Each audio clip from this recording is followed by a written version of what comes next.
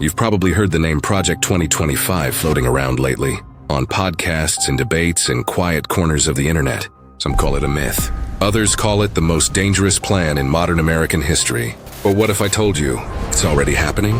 This video isn't about theories. It's about how a document written in think tanks has turned into real policies shaping the United States right now.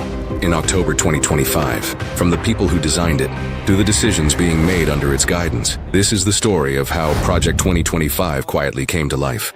Project 2025 wasn't born overnight. It began years before the 2024 election, deep inside the Heritage Foundation, one of America's most powerful conservative think tanks.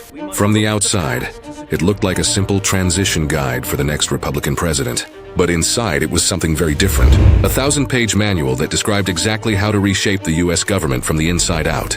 The document outlined how to remove thousands of federal workers, rewrite regulations, and fill every agency with loyal officials who would never question the plan.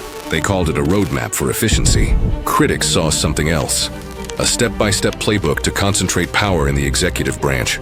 Behind the scenes, teams were being trained. Young lawyers, former campaign staff, and political loyalists learned how to dismantle departments legally, quietly, and permanently. They even created a software system to track every position and replacement, ready to deploy on day one of the next administration. Most of the country didn't notice. While the media talked about polls and scandals, this network of planners was preparing for a new political order. They were patient, organized, and absolutely certain that one day, their moment would come. When Donald Trump returned to power in January 2025, the transition wasn't chaos like before. It was choreography. Within 48 hours, senior officials across departments received sealed orders and new reporting chains. Hundreds of career employees were reassigned or dismissed. New directors, all vetted by Project 2025 training programs, took their seats. The Department of Education started cutting entire divisions linked to civil rights and inclusion.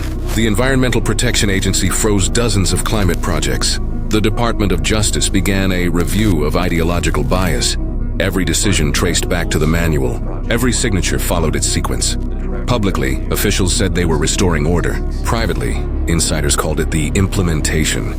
And as the media focused on scandals and celebrity dramas, a new government architecture was being installed. One line of code, one policy memo, one loyalist appointment at a time. At the center of it all stands Russell Vought, the former Office of Management and Budget Director, who now acts as the strategist behind the scenes. Working beside him are Stephen Miller, author of Trump's immigration agenda, John McEntee, the former White House personnel chief known for loyalty purges, and Kevin Roberts, the president of Heritage. They don't hold public office, yet their fingerprints appear on nearly every major policy. They built what insiders call the cabinet behind the cabinet, a shadow network of advisors, think tanks, and private funding groups operating in sync. Meetings happen off record. Phones stay outside rooms. When leaks appear, they sound less like conspiracy and more like coordination. And while critics warn of authoritarianism, Heritage's official line remains simple. We're restoring America to what it was meant to be. By summer 2025, 47% of the Project 2025 agenda was either in motion or complete. That number keeps rising. Then came October and the shutdown. Officially, it was a budget fight.